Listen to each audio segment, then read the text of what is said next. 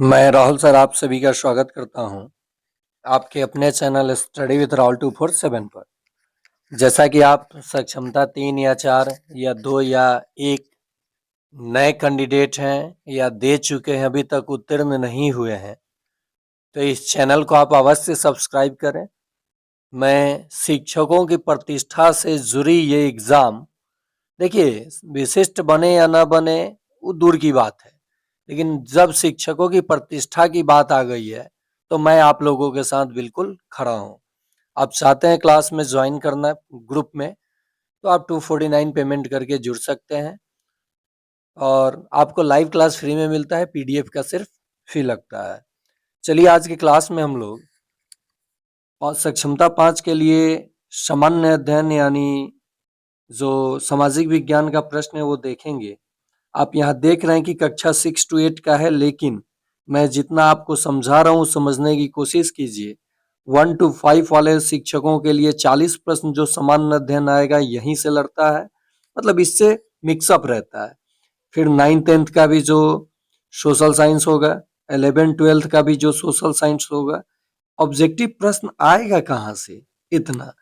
तो चलिए सभी लोगों के लिए ये कक्षा महत्वपूर्ण होने वाला है। अगर आपके पास समय हो तो देखिए। और एक चीज मैं देखता हूँ, आप लोग क्लास फ्री में भी देखते हैं तो लाइक नहीं करते हैं। लाइक का ऑप्शन नीचे दिया रहता है, अगर देख रहे हैं पसंद आ रहा है तो इसे क्लिक करेंगे, आपके अकाउंट से 249 नहीं कटेगा। चलिए कोई बात नहीं, यह पुराना प्रश्न है सब, इसको एक बार हम लोग रिकॉल कर लेते हैं। नए प्रश्नों के साथ प्रतिदिन लाइव क्लास आपको 7 PM to 8 PM live class मिलता है, आप सर्च करके जुड़ सकते हैं। भारत में लोकतंत्र की स्थापना कब हुई? तो बात ये लोकतंत्र की स्थापना की कह रहा है, तो 1947 इसका जवाब नहीं होगा।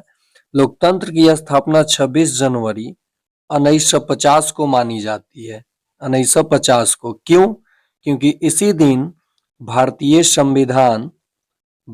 संविधान लागू हुआ था।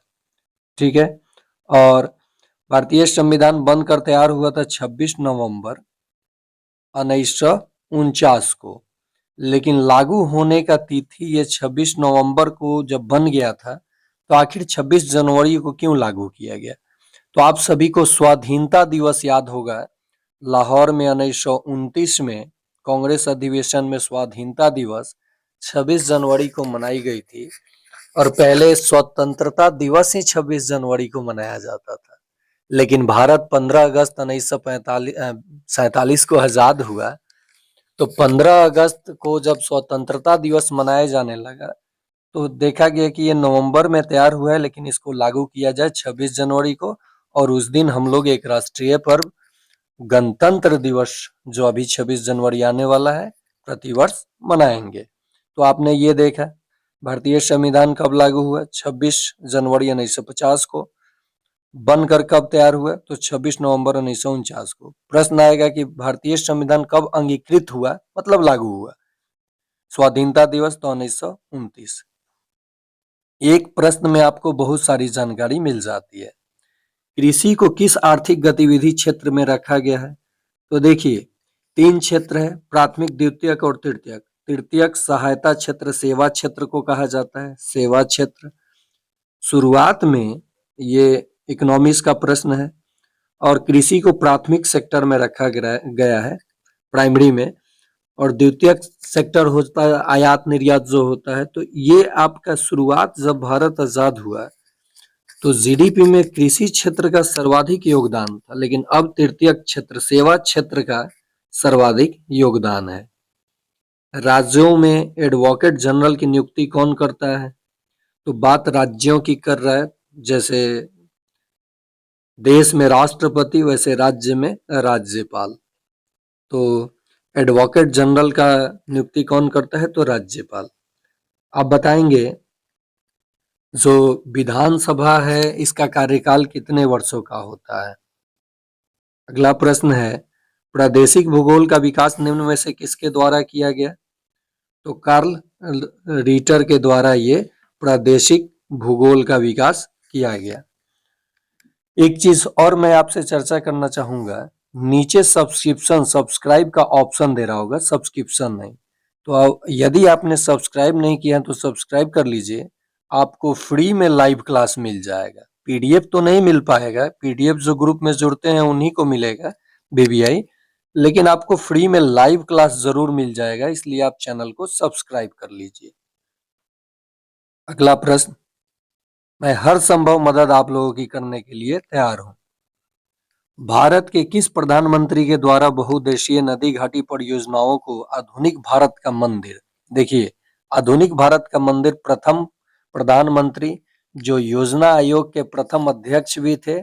प्रश्न अगर आ जाए कि योजना आयोग के प्रथम अध्यक्ष कौन थे, तो आप कहेंगे क्योंकि योजना आयोग के अध्यक्ष प्रधानमंत्री होते हैं और प्रथम प्रधानमंत्री पंडित जवाहरलाल नेहरू जी थे, और ये उद्देश्य प्रस्ताव इन्होंने ही पारित किया था प्रस्ताव। और योजना आयोग के अध्यक्ष प्रधानमंत्री हुआ करते थे, है भी। अब इसी का नाम 2015 में बदलकर नीति आयोग कर दिया गया है, जिसके वर्तमान अध्यक्ष श्री नरेंद्र मोदी जी हैं। तो यहाँ पंडित जवाहरलाल नेहरू जी उद्देश्य प्रस्ताव पारित किए, योजना आयोग के प्रथम अध्यक्ष थे, और इन्होंने ही बहुउद्देशीय नदी घाटी परियोजनाओं को आधुनिक भारत का मंदिर कहा था। चलिए अगला प्रश्न देखते हैं। 8 अगस्त 1942 को भारत छोड़ो आंदोलन प्रस्ताव पारित होने के अगले दिन पटना के जिलाधिकारी WG आर्चर ने किसे गिरफ्तार किया था? तो डॉक्टर राजेंद्र प्रसाद को, भारत के प्रथम राष्ट्रपति को उसने गिरफ्तार किया था। और बात की जाए तो ये प्रथम कृषि मंत्री भी थे, भारत के प्रथम कृषि मंत्री। बात की जाए तो ये अस्थाई अध्यक्ष भी भारतीय संविधान के थे। अस्थाई अध्यक्ष की बात करें तो अस्थाई डॉक्टर सच्चिदानंद सिन्हा। और भारत छोड़ो आंदोलन के समय कौन से नारा महात्मा गांधी ने दिया था, आप लोग बताएंगे। और ये प्रश्न केवल सक्षमता के लिए ही नहीं है, जितने भी बच्चों का डीएलएड एंट्रेंस का एग्जाम है उनके लिए भी आई है। सीटेट 2026 आपके लिए भी आई है, और क्लास 10th के बच्चों का जो एग्जाम है उनके लिए भी है। साथ ही साथ जितने भी अभी आगामी बीपीएससी, एईडीओ, बिहार एसएससी जैसे परीक्षाओं के लिए ये प्रश्न महत्वपूर्ण होने वाला है, क्योंकि सामाजिक अध्ययन है, सामाजिक विज्ञान है, यहाँ से प्रश्न आएगा ही आएगा। स्वच्छ भारत मिशन का शुभारंभ कब किया गया था? तो गांधी जयंती के अवसर पर 2 अक्टूबर 2014 को। उसी साल बीजेपी की गवर्नमेंट आई थी और नरेंद्र मोदी पहली बार भारत के प्रधानमंत्री चुने गए थे। चलिए अगला प्रश्न देखते हैं। भारत को जानो कार्यक्रम KIP क्या है? तो ये भारत को जानो कार्यक्रम के बारे में अब जानेंगे। विदेशों में बसे भारतीय युवाओं के लिए भारत के विभिन्न पहलुओं के विषय में जागरूकता बढ़ाने हेतु कार्यक्रम है। यानी जो लोग विदेश में हैं उनके प्रति भारत के विभिन्न संदर्भों में जागरूकता बढ़ाने को लेकर के ये कार्यक्रम शुरू किया गया है। रिक्त स्थानों की पूर्ति के लिए सही विकल्प का आपको चयन करना है। विश्व व्यापार संगठन डैश देशों की पहल पर शुरू हुआ था? तो विकसित देश जैसे अमेरिका, रूस, चीन, ये विकसित देशों के पहल पर विश्व व्यापार संगठन की शुरुआत की गई थी। अगला प्रश्न है, देखिए आपको कंटेंट भी बिल्कुल साफ सुथरा मिलेगा, और इस चैनल पे व्यू के लिए, पैसे के लिए आप अगर सोच रहे होंगे तो आप बिल्कुल सब्सक्राइब नहीं कीजिएगा, नहीं ज्वाइन कीजिएगा। अगर बात प्रतिष्ठा की है, पास करना है, तो निश्चित ज्वाइन कीजिएगा, मैं ये रिक्वेस्ट करूंगा आपसे। और महज 249 में केवल 48 फीमेल के लिए 51, 55 और जनरल के लिए 60, यही अंक है ना सक्षमता में। तो इतना हम लोग नहीं सोचते, हम लोग सोचते हैं 120 प्लस करेंगे, 120 प्लस करेंगे, और आप सभी में वो काबिलियत है, आप कर सकते हैं। केवल आपने हथियार चलाना नहीं भूले, हथियार उठाना भूले। हथियार उठाइए, अपना कलम कॉपी पे लिखिए सारे कंटेंट को जो पढ़ा रहा हूँ, 300 से 400 प्रश्न मैं पढ़ाऊंगा, 300 से 400 प्रश्न लगभग, और यहीं से 150 प्रश्न आपके एग्जाम में देखने को मिलेगा। वर्षा आधारित कृषि प्रणाली को कहा जाता है, तो ये शुष्क कृषि कहा जाता है। यहाँ पे थोड़ा सा हमको डाउट है, वर्षा आधारित कृषि प्रणाली को कहा जाता है मानसूनी कृषि, वर्षा कृषि, शुष्क कृषि। ये वर्षा आधारित कृषि है, इसको हैशटैग कर लीजिए, देख लिया जाएगा। थोड़ा सा यहाँ पे मैं डाउट में हूँ। बेटी बचाओ बेटी पढ़ाओ अभियान किस देश में कब प्रारंभ किया गया था? देश में कब प्रारंभ किया गया था? तो ये भी पहली बार जब आए थे मोदी जी, तो 2014 में बेटी बचाओ बेटी पढ़ाओ अभियान शुरू किया गया था। भारत में कितने राज्य और संघ राज्य क्षेत्र है? ये भूगोल का प्रश्न है। भारत में वर्तमान में 28 राज्य है और 8 संघ राज्य क्षेत्र है, 8 केंद्र शासित प्रदेश है। बात की जाए कि सबसे बड़ा राज्य क्षेत्रफल के अनुसार, तो राजस्थान कौन हो जाएगा? राजस्थान। जनसंख्या की दृष्टि से बात की जाए तो यूपी हो जाएगा, और सबसे छोटा राज्य तो गोवा हो जाएगा। चलिए नेक्स्ट प्रश्न देखते हैं। नेक्स्ट प्रश्न है, ब्रिटिश शासकों द्वारा जमींदारी प्रथा की समाप्ति के पश्चात कर वसूली की किस नई प्रणाली को बंगाल और बिहार उड़ीसा में लागू किया गया था? देखिए, ब्रिटिश काल में बंदोबस्त, यह जो भू राजस्व व्यवस्था थी, जैसे रैयतबारी, अस्थाई और महालवारी, ये तीनों काफी VVI 8 क्लास का ये हिस्ट्री जब आप पढ़ेंगे तो मिलता है और यहाँ से पूछा भी जाता है। तो सबसे पहले जो अस्थाई बंदोबस्त लॉर्ड कर्नवालिस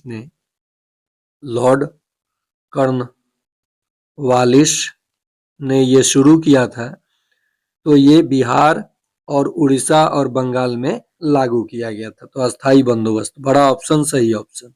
देखिए, पहले तो आप चैनल पे स्टडी कीजिए, ज्ञान बढ़ाइए, ज्ञान बढ़ाइए, प्रश्न लड़ेगा एकदम 100% सही मारिए। जिस प्रश्न का उत्तर आपको एग्जैक्ट पता नहीं है, तो तुक्का के लिए भी ब्रह्मास्त्र है, बड़ा ऑप्शन, सभी, दोनों, ये आप दिमाग लगाइए। पहले अस्थाई बंदोबस्त, तब महालवारी लॉर्ड मैकेंजी ने शुरू किया था, और ryotwari Hector Munro, colonel read ने। मंगल ग्रह का परिभ्रमण काल कितने दिनों का होता है? तो मंगल ग्रह का परिभ्रमण काल 687 दिन का होता है। 14 नंबर मानकर एक प्रश्न का जवाब आप लोग देंगे। सूर्य के सबसे नजदीक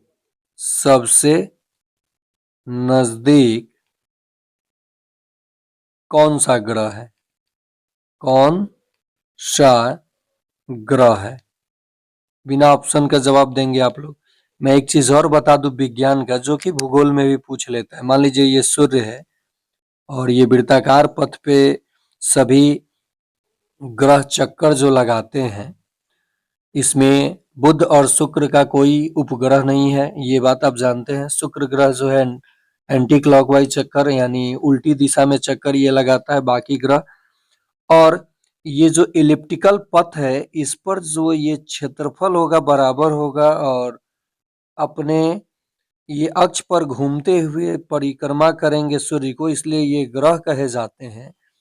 तो ये सिद्धांत जो है, ये क्षेत्रफल बराबर होंगे, समय जैसे जैसे दूरी बढ़ेगा परिभ्रमण काल भी बढ़ेगा। ये चीज किसने दिया था? तो ये याद रखेंगे, साइंस में केपलर ने दिया था। 9th क्लास में जब आप पढ़ेंगे तो ये आपको मिलेगा।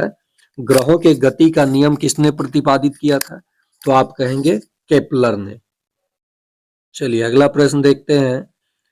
तृतीय आर्थिक गतिविधियों के अंतर्गत कौन सा क्षेत्र सम्मानित नहीं किया गया है? देखिए, सहायता क्षेत्र की बात कर रहा है, तो संचार, बैंकिंग, परिवहन, ये सहायता क्षेत्र है, सहायक क्षेत्र है, तो ये तृतीय सेक्टर हो जाएगा। विनिर्माण जो है ये द्वितीयक सेक्टर में आता है। विनिर्माण ये सेकेंडरी स्टेजेस में आता है, तो ये द्वितीयक क्षेत्र है, इसलिए ये तृतीय क्षेत्र के अंतर्गत सम्मानित नहीं होगा। इकोनॉमिक्स का प्रश्न है, अर्थशास्त्र का। भारत में किस फसल की बुआई जाड़े महीने अक्टूबर से दिसंबर के मध्य की जाती है? तो रबी फसल की। आप लोग बताएंगे खरीफ फसल की बुआई कब होती है? खरीफ फसल की बुआई कब होती है? 16 नंबर प्रश्न मान करके जवाब देंगे अगर देख रहे हैं तो। नेक्स्ट है भौतिक भूगोल की वह शाखा जिसके अंतर्गत वायुमंडल, मौसम एवं जलवायु संबंधी घटनाओं का अध्ययन किया जाता है तो जलवायु विज्ञान कहा जाएगा।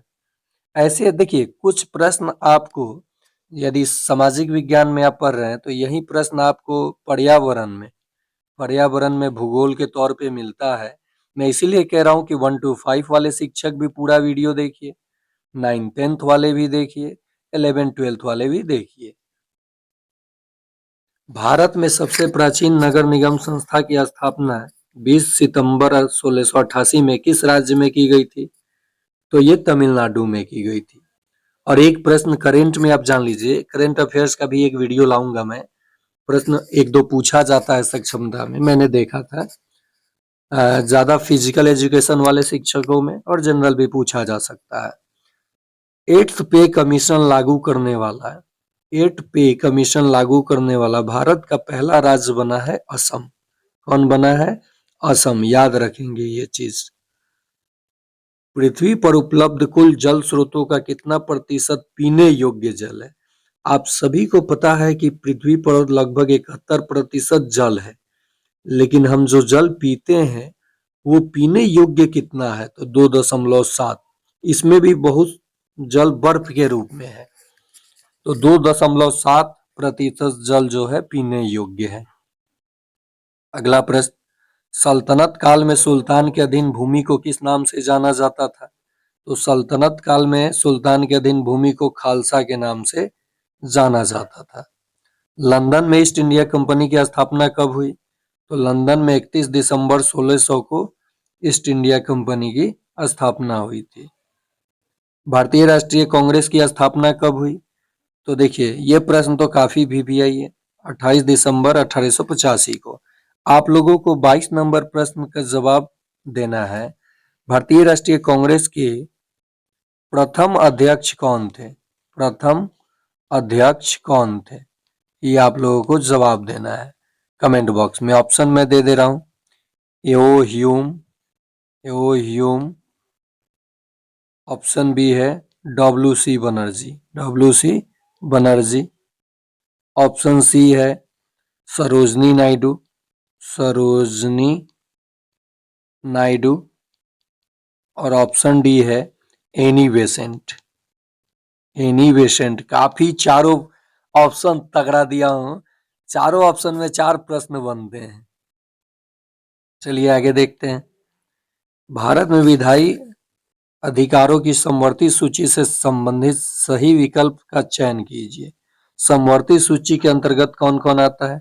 शिक्षा, वन, विवाह, गोद लेना, ये समवर्ती सूची के अंतर्गत आता है। सरकार के महत्वपूर्ण अंग होते हैं, तो सरकार के महत्वपूर्ण 3 अंग होते हैं। कक्षा 6 में भी आप सामाजिक विज्ञान पढ़ेंगे, कक्षा 6 का, तो उसमें भी दिया है। विधायिका, कार्यपालिका और न्यायपालिका। अगला प्रश्न श्रीलंका में निम्नलिखित में से कौन सा समुदाय बहुसंख्या में है? क्लास 10th वाले जिनका एग्जाम है ध्यान देंगे। सिंहली। कौन है? सिंहली। अगला प्रश्न पृथ्वी को अक्षांश रेखाओं के आधार पर कितने कटिबंधों में बांटते हैं? तो पृथ्वी के अक्षांश रेखाओं के आधार पर 3 कटिबंधों में हम लोग बांटते हैं। देखिए कितने कटिबंधों में? 3 कटिबंधों में हम लोग बांटते हैं। अब आप कहेंगे 1 2 3 4 हो गया, नहीं, ये तो भूमध्य रेखा हो गया। तो पृथ्वी को हम लोग अक्षांश रेखाओं के आधार पर 3 कटिबंधों में बांटते हैं। आप लोगों को बताना है 26 नंबर प्रश्न मानकर जीएमटी से आईएसटी इंडियन स्टैंडर्ड टाइम भारतीय मानक समय ग्रीनविच मीन टाइम से कितना घंटा आगे है? कितना घंटा आगे है? आगे है। प्रश्न का जवाब दीजिएगा। अगला प्रश्न भारतीय आय में कुल कितना प्रतिशत कृषि क्षेत्र का योगदान है? प्राथमिक क्षेत्र का तो 24%। अगला प्रश्न, न्यायपालिका का प्रमुख कार्य होता है? तो न्यायपालिका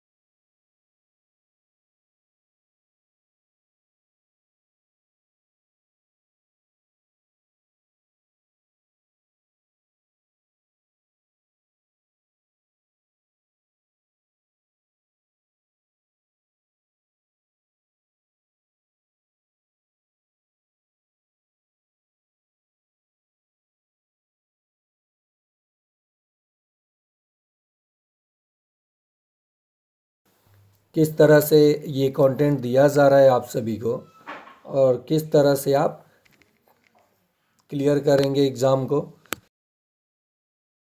हमेशा बोलता हूँ कि कोई भी प्रॉब्लम हो तो आप रात में 7 से 9 हमको कॉल ना कीजिए, उसके बाद आप मैसेज कर दीजिए मुझे व्हाट्सएप पे, मैं उसका रिप्लाई देखूंगा तो निश्चित दूंगा। इसके लिए आपको परेशान नहीं होना है।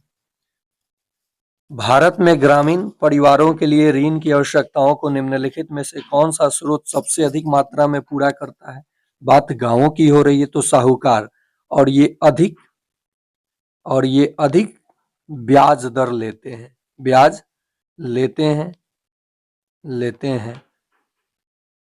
बैंक जल्दी ग्रामीण क्षेत्रों में लोगों को ऋण नहीं देता है, लेकिन अभी जो है अगर आप किसी बिजनेस पर्पज से लोन लेने जा रहे हैं तो लगभग मिल जाता है, लेकिन फिर भी जो हमारे छोटे वर्ग के लोग हैं अभी भी देखने को मिलता है कि उनको बैंक का चक्कर काट काट के थक जाते हैं। जब तक पैरवी ना हो तब तक ऋण नहीं मिलता है। भारतीय नगरों में आर्थिक गतिविधियों के किस क्षेत्र का विकास सर्वाधिक हुआ है? तो तृतीयक क्षेत्र। देखिए, आर्थिक गतिविधियों के 3 क्षेत्र प्राथमिक, द्वितीयक, तृतीयक, और इसका विकास तेजी से हुआ है। भारतीय जीडीपी में इसका योगदान सर्वाधिक है। वयस्क मताधिकार की न्यूनतम आयु 21 वर्ष से घटाकर 18 वर्ष किस संविधान संशोधन द्वारा किया गया? तो ये 61वां संविधान संशोधन द्वारा किया गया। भीमबेटका गुफा भारत के किस राज्य में अवस्थित है? तो ये मध्य प्रदेश में अवस्थित है। 32 नंबर में आप एक प्रश्न का जवाब देंगे, कांडला बंदरगाह कहाँ स्थित है? कांडला बंदरगाह किस राज्य में स्थित है? 33 नंबर एक प्रश्न का जवाब देंगे, जवाहर सुरंग कहाँ स्थित है? और बात करें 34 नंबर का, तो जवाहर बंदरगाह कहाँ स्थित है? बंदरगाह का है, बंदरगाह। इन तीनों प्रश्नों का जवाब आप लोग कमेंट बॉक्स में दीजिएगा।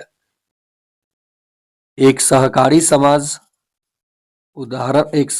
समाज का उदाहरण होता है औपचारिक समूह। चलिए अगला प्रश्न, लवा निर्मित काली मिट्टी भारत के किस फसल की पैदावार के लिए उत्तम मानी जाती है? काली मिट्टी को हम लोग रेगुर मिट्टी के नाम से भी जानते हैं और कपास की मिट्टी के भी नाम से जानते हैं, तो ये कपास के लिए काफी महत्वपूर्ण मिट्टी है। अगला प्रश्न, प्राचीन कालीन सभ्यता में धान की भूसी का प्रमाण किस स्थल से मिला है? तो ये लोथल से मिला है। प्राचीन कालीन सभ्यता में धान की भूसी का प्रमाण, देखिए मेहरगढ़ चावल कोल्डीवा, यहाँ पे थोड़ा सा हमको डाउट है इस प्रश्न में, आप लोग स्टार मार्क करके देख लीजिएगा, कमेंट में जवाब दीजिएगा सही है या गलत। उत्तरी गोलार्ध में उत्तरी ध्रुव तथा दक्षिणी गोलार्ध में दक्षिणी ध्रुव क्षेत्रों में वर्ष भर रहता है ठंडी, यानी ये कोल्ड रहता है क्योंकि यहाँ सूर्य की किरण नहीं पड़ती है, काफी तिरछी पड़ती है, बहुत कम। निम्नलिखित घटनाओं को कालक्रमानुसार व्यवस्थित कीजिए और सही विकल्प का चयन कीजिए। तो भारतीय वाणिज्य एवं उद्योग परिसंघ फिक्की का गठन, तो 3 नंबर सिर्फ एक ही ऑप्शन में देखने को मिलता है और ये डेट आप जरूर याद रखेंगे।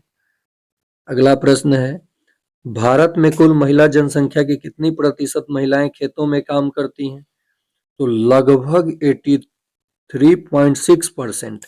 लेकिन जब ये अब जो जनगणना होगा इसमें ये प्रतिशत कम होने वाला है, क्योंकि अब हमारी महिलाएं भी, हमारी बेटियां भी अब बेटों से कम नहीं रही। और जहां भी टॉपर लिस्ट देखा जाए तो टॉप 10 में लगभग 50% से ऊपर हमारी बेटियां, हमारी महिलाएं शामिल हैं। और हम लोगों के विभाग में, शिक्षा विभाग में तो जिधर मुंडी उठा दीजिए उधर आप ही लोग नजर आती हैं। हम लोग डरे डरे रहते हैं, क्या करें, संख्या कम है हम लोगों की। सत्ता का और द्वारदार वितरण है, तो सत्ता का और द्वारदार वितरण सरकार के विभिन्न स्तरों पर सत्ता का बंटवारा, ये बिल्कुल सही है। बिहार में बालू प्रधान जलोढ़ की दियारा भूमि किस फसल की पैदावार के लिए उत्कृष्ट है? तो ये मक्का के लिए उत्कृष्ट है। अगला प्रश्न, निम्नलिखित में से कौन सा विज्ञापन की विशेषता नहीं है? तो संचार का भुगतान किया हुआ रूप, ये विशेषता नहीं है। और 1 to 5 वाले शिक्षक ध्यान देंगे, यहाँ 6 to 8 अगर लिखा है और 9th तो इस वीडियो को मिस मत कीजिएगा। आपके पर्यावरण में जो प्रश्न आजकल लिया जा रहा है, सामाजिक विज्ञान और विज्ञान की कंबाइंड चीज को लिया जाता है। मैं जब आपको पर्यावरण कराऊंगा, और कराया भी हूँ, अभी तो देखिए आप अभी जुड़े हुए हैं, डरे मत, अभी तो बहुत सारे शिक्षक जुड़ेंगे। और आप सोचिए कि आप पहले दिन ही जुड़े हैं, किसी का कोई लॉस नहीं हुआ है। मैं इस तरह से कंटेंट दूंगा कि आप 15 जनवरी 20 जनवरी को भी जुड़ रहे हैं, तब भी आपको लगेगा कि हाँ, मैंने पढ़ के आए हैं हम एग्जाम में, और मेरा प्रश्न लड़ा है, मेरा रिजल्ट एग्जाम के बाद ही आप बता देते हैं कि सर अच्छा स्कोर होगा। आंसर की आता है, जब आप चेक करते हैं तो पता चलता है 95, 110, 112, 5-7 इधर उधर होता है। आंसर की चैलेंज करने के बाद कोई फर्क नहीं पड़ेगा। आप बॉर्डर पे नहीं रहिए, बॉर्डर वालों को दिक्कत है। और केवल तुक्का के भरोसे नहीं बैठिए, क्लास को देखिए, लाइक कीजिए, चैनल को सब्सक्राइब नहीं तो सब्सक्राइब करके अपने शिक्षक साथी को शेयर कर दीजिए। अगला प्रश्न, विश्व के कुल चावल उत्पादन का कितना प्रतिशत भाग भारत में है? तो देखिए चावल सबसे चीन, ज्यादा चावल और गेहूं, और भारत का जो हिस्सा है वो 22% है चावल उत्पादन में। सरदार सरोवर बांध किस नदी पर बना हुआ है? तो ये नर्मदा नदी पर है, सरदार सरोवर बांध। अगला प्रश्न, निम्नलिखित में से कौन सा ऊर्जा का गैर परंपरागत स्रोत है? कल मैं 9th-10th का साइंस करा रहा था, उसमें भी ये प्रश्न था, 1 to 5 में भी रहता है, भूतापीय ऊर्जा। अगला प्रश्न, बिजली पानी गैस जैसी आवश्यक वस्तुएं आर्थिक गतिविधियों के किस क्षेत्र में सम्मिलित है? तो ये सेवा क्षेत्र हो गया ना, तो तृतीयक क्षेत्र में हो जाएंगे। लहरिया नामक समाचार पत्र का प्रकाशन किस राज्य के आदिवासी महिलाओं द्वारा किया जाता है? तो ये उत्तर प्रदेश के आदिवासी महिलाओं के द्वारा किया जाता है। निम्नलिखित घटनाओं का कालानुक्रम क्या है? तो सबसे पहले हुआ था पानीपत का प्रथम युद्ध 1526 ईस्वी में, द्वितीय 1557 ईस्वी में, 1557, तृतीय 1761 ईस्वी में, फर्स्ट सेकेंड 1556 में शायद हुआ था ये, 1526, 57, 1500, इसको थोड़ा सा डाउट है सेकेंड वाले में, थर्ड ठीक है, देख लीजिएगा आप लोग, दिमाग से उतर रहा है। फ्रांसीसी क्रांति 1789, तो देखिए डेट के अकॉर्डिंग चलिए ना, 1526 तो सबसे पहले यही घटना हुआ होगा। और एक ये ऑप्शन कट गया दोनों, एक और उसके बाद फ्रांसीसी क्रांति, प्रथम खाड़ी युद्ध, प्रथम विश्व युद्ध, ये तो 1914 में हुआ था। तो फ्रांसीसी क्रांति 1 नंबर पे, ये 2 नंबर पे, 1 और 3 सिर्फ एक ही ऑप्शन में है, 4 नंबर में, ये सही हो गया। देखिए डेट अगर आपको याद है तो आप काल क्रमानुसार सजा सकते हैं आराम से। रंग भेद क्या है? तो प्रजातीय संपृक्तकरण की एक नीति है। ठीक है, अगला प्रश्न है, संविधान के किस अनुच्छेद में भारत के राज्य क्षेत्र के सभी सिविल और न्यायिक प्राधिकारों को उच्चतम न्यायालय की सहायता से कार्य करने का उल्लेख है? तो यह अनुच्छेद 144 आर्टिकल से भी प्रश्न पूछा गया। भारतीय संविधान में, वर्तमान संविधान में 395 मूल संविधान में 395 आर्टिकल थे और वर्तमान में भी मूल देखा जाए तो 395 आर्टिकल ही है, लेकिन उप आर्टिकल देखा जाए तो ये बढ़ गया है संख्या। स्त्री धन के बारे में निम्नलिखित कथनों में से कौन से कथन सही है? विभिन्न प्रकार की चल संपत्ति जो एक स्त्री को उसके जीवन काल में विभिन्न अवसरों पर उपहार के रूप में दी जाती है। विभिन्न प्रकार की चल संपत्ति जो एक स्त्री को उसके प्रथम विवाह के समय उपहार स्वरूप दी जाती है। कौन से कथन सही की बात करें तो एक सही है, एक और 4 इसका सही हो जाएगा। स्त्री के मृत्यु पर यह धन उसके नैसर्गिक कानूनी दत्तक संतानों की विरासत में मिल सकता है और उस धन के किसी भी भाग पर उसके दामादों में से किसी का भी कोई दावा नहीं हो सकता। दिए गए कूट का प्रयोग सही चुनिए तो 1 और 4। अगला प्रश्न, पंडित रमाबाई द्वारा सन 1898 में पुणे के पास खेड़गांव में एक मिशन की स्थापना किनकी शिक्षा के लिए किया गया? पंडित रमाबाई के द्वारा 1898 में खेड़गांव में एक निश्चित मिशन की स्थापना किसके शिक्षा के लिए? तो विधवा स्त्रियों के लिए। प्रश्न ये भी पूछ सकता है उल्टा करके, विधवा स्त्रियों के लिए खेड़गांव में पंडित रमाबाई द्वारा किसके द्वारा शिक्षा के लिए कार्य किया गया? तो पंडित रमाबाई के द्वारा। चाहे कब? तो 1898 में।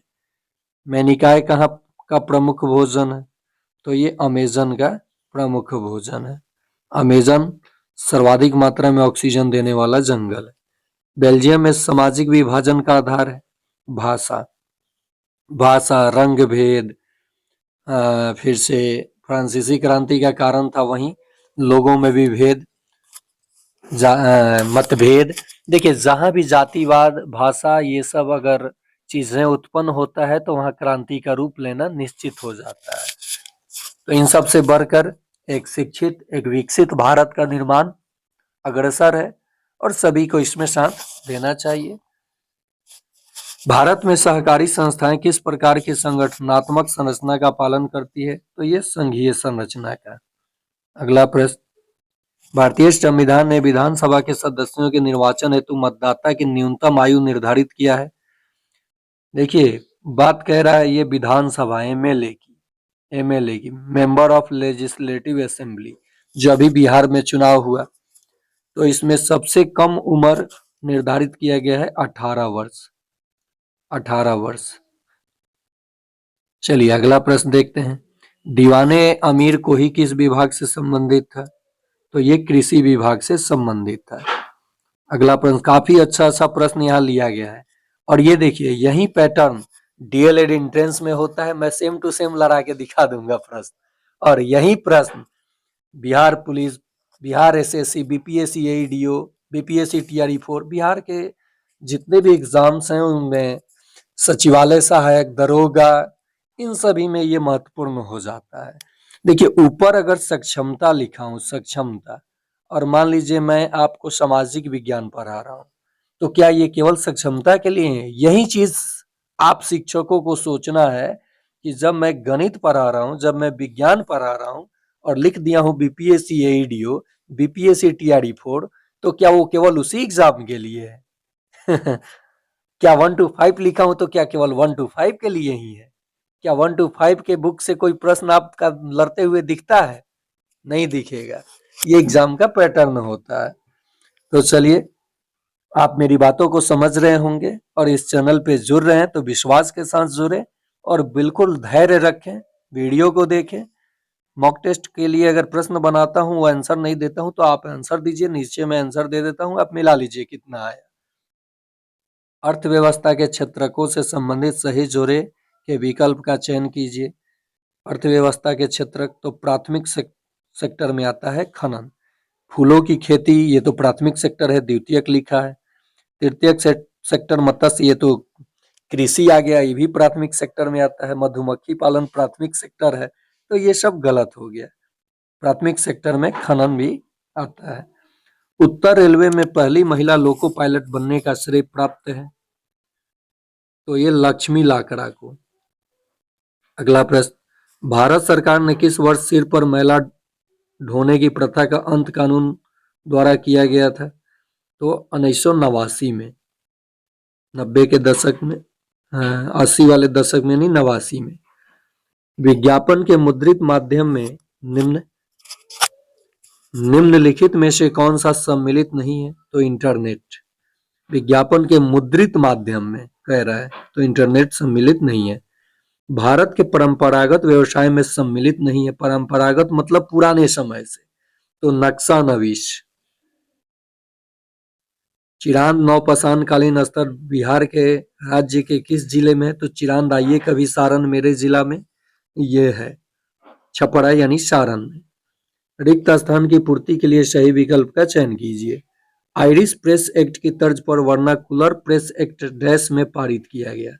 वर्नाकुलर प्रेस एक्ट 1878 में पारित किया गया। भारत में किस राज्य के निवासी मछली पकड़ने वाले जाल को चीना वाला कहते हैं? तो ये केरल के निवासी कहते हैं। ग्राम पंचायत में किसका निर्वाचन ग्राम की जनता नहीं करती है? तो सचिव की निर्वाचन ग्राम की जनता नहीं करती है। बाकी मुखिया, सरपंच, इसकी चुनाव जनता करती है प्रत्यक्ष रूप से। सर्वोच्च न्यायालय के मुख्य न्यायाधीश की नियुक्ति कौन करता है? तो राष्ट्रपति करते हैं। और आपको 66 नंबर प्रश्न मानकर जवाब देना है। वर्तमान में सर्वोच्च न्यायालय के मुख्य न्यायाधीश कौन है? मुख्य न्यायाधीश कौन है? आप लोगों को जवाब देना है। करंट अफेयर्स के तौर पे हो जाएगा।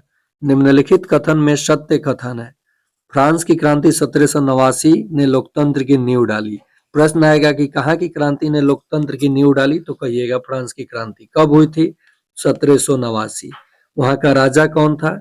तो लुई 16वां। कौन था? लुई 16वां। इलेक्ट्रॉनिक टाइपराइटर का आविष्कार कब हुआ? तो यह 1940 में हुआ था। चलिए अगला प्रश्न देखते हैं। देखिए वीडियो पूरा देखिए, समय निकाल कर, नहीं तो काम एक बार दो बार देखिए, प्रश्न आपको याद हो जाए। भवन या भवनों का समूह जहां वस्तुओं का निर्माण किया जाता है उसे कहते हैं कारखाना कहते हैं। नेक्स्ट है, कन्नौज का युद्ध किन महाशक्तियों के बीच लड़ा गया? तो ये पाल, प्रतिहार और राष्ट्रकूट के बीच लड़ा गया था। 16 महाजनपदों का बृहद विवरण का उल्लेख मिलता है। तो ये बौद्ध एवं जैन ग्रंथों में मिलता है। अगला प्रश्न, जीआईएस का पूर्ण रूप है भौगोलिक सूचना तंत्र। भौगोलिक सूचना तंत्र। देखिए जहां भी कथन और कारण वाला प्रश्न है तो ए और आर दोनों सही है। आर ए की सही व्याख्या करता है। अगर मान लीजिए 8 या 7 प्रश्न है या 10 प्रश्न, तो यही चुनिए ऑप्शन जहां भी ये ऑप्शन दिया हो। लगभग 5 प्रश्न आपका सही हो जाएगा। कोयला किस प्रकार का संसाधन है? तो कोयला तो समाप्त हो जाएगा, बहुत समय लग जाएगा बनने में, तो ये अनवीकरणीय संसाधन है। अगला प्रश्न, सरकार की कौन सी संस्था कानून बनाने का कार्य करती है? तो विधायिका। लागू कौन करती है? कार्यपालिका। और उस पर अमल कौन रखती है? तो न्यायपालिका। 3 अंग है ना। भगत सिंह राजगुरु सुखदेव को 1930 में फणींद्रनाथ की गवाही पर फांसी दी गई थी। उसकी हत्या का प्रयास किसके द्वारा किया गया था? तो बैकुंठ शुक्ल के द्वारा। देखिए अपने ही सिक्के खोटे निकले, नहीं तो ये बड़े बड़े क्रांतिकारी हमारे जो थे बिल्कुल नहीं मारे जाते, और क्षणिक लोग आकर के हम पे शासन नहीं करते। और आज भी आप देख रहे हैं किसी किसी देश में क्या चल रहा है, क्या नहीं चल रहा है। तो इसलिए हम लोगों को एकजुट हमेशा रहना चाहिए, ताकि कभी भी कोई आपदा या कुछ ऐसा सिचुएशन आए तो हम लोग उसको खूब तटस्थ होकर के सामना करें। अगला प्रश्न, माधुरी लता देवी द्वारा 1930 में चैपमैन गर्ल्स स्कूल की स्थापना बिहार के किस जिले में की गई? तो मुजफ्फरपुर में, अभी जहां मैं पोस्टेड हूं। माधुरी लता देवी द्वारा 1903 में चैपमैन गर्ल्स स्कूल की स्थापना बिहार के किस जिले में की गई? तो मुजफ्फरपुर में। लीची यहाँ का काफी पसंदीदा है और यहाँ के लोग भी काफी अच्छे होते हैं। हर जगह के लोग अच्छे होते हैं। भारतीय संविधान में मूल रूप से कितने अनुच्छेद एवं अनुसूचियों का उल्लेख है? तो 395 अनुच्छेद एवं 12 अनुसूचियों का उल्लेख है। निम्नलिखित, हाँ, यहाँ एक प्रश्न का जवाब आप लोगों से मैं पूछना चाहूंगा, 78 मानकर जवाब दीजिएगा। मूल संविधान में कुल कितने मौलिक अधिकार थे? मौलिक अधिकार मूल संविधान में कितने थे? मूल संविधान की मैं बात कर रहा हूं, जब संविधान बना। 79 का जवाब दीजिएगा। वर्तमान में मौलिक अधिकार कितने हैं? मौलिक अधिकार कितने हैं? निम्नलिखित में से कौन सी निजी प्राइवेट बीमा कार्यक्रमों तथा सामाजिक बीमा कार्यक्रमों के बीच प्रारूपी विभेद है? तो देखिए, अब क्या कर रहा है एग्जामिनर कि सभी ना दे करके आपको 1 2 3 4 दे दिया, मार दीजिए, निकल जाइए। और आज का आखिरी प्रश्न करने से पहले मैं एक चीज आपको बताऊंगा। आप किसी भी विषय के कोई भी वर्ग के शिक्षक हैं, जो मैं कंटेंट प्रोवाइड कर रहा हूं, मैं व्यू के लिए नहीं बोल रहा हूं। आप लोगों को लग रहा होगा कि सर व्यू के लिए बोल रहे हैं, तो ये आपकी मर्जी है, आप देखें या ना देखें। अगर चाहते हैं फ्री में लाइव क्लास पाना, तो आप इस चैनल को सब्सक्राइब कर लीजिए, बेल आइकन प्रेस कर लीजिए, ऑल पे नोटिफिकेशन क्लिक कर लीजिए। चाहते हैं मेरे साथ शिक्षकों के साथ ग्रुप में जुड़ना, जिसमें पीडीएफ भी प्रोवाइड, मॉक टेस्ट, ग्रुप में जुड़ना, सभी इंफॉर्मेशन पढ़ाई के साथ साथ, तो ये आप 249 का पेमेंट करके मुझे स्क्रीनशॉट या 9771170644 पर व्हाट्सअप कर देंगे कि मुझे जोड़ दीजिए ग्रुप में, मैं आपको जोड़ दूंगा। और जुड़ने के बाद आप में एक अलग एनर्जी आएगी, और आपका देखते हैं रिजल्ट कैसे नहीं होता है। हम भी प्रयास करते हैं, और आपको थोड़ा पढ़ना होगा। ये नहीं कि आप जुड़ गए और सो गए।